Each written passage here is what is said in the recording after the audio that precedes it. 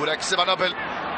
ديمتري بايت بايت بايت بايت، كرة داخل المنطقة، محاولة خطيرة.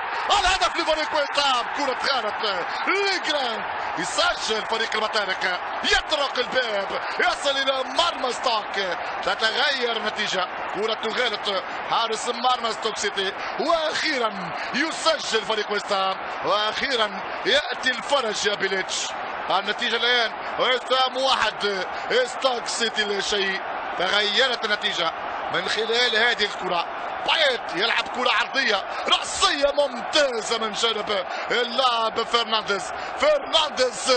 مهاجم اللي تم دفع به من بيليتش. كرة ماكرة تغالط الحارس جراند.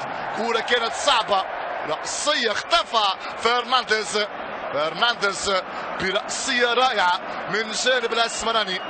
رأسية رائعة، رأسية هو من صنع الهدف.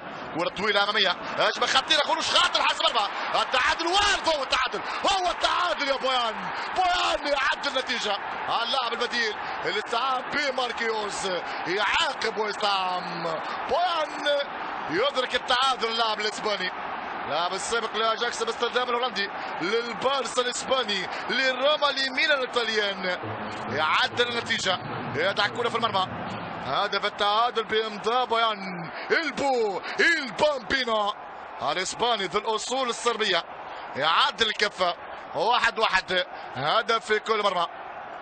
خروج خاطئ لحارس المرمى امامنا. كرة امامية يخطئ ادريان، كرة داخل المنطقة وبويان بلمسة وحيدة. متابعة كانت حاسمة من بويان. شوف الهدف الأخرى، والترز كرة عرضية وبويان كان السباق، يضع كرة بويان في المرمى، يمنع فريق العودة.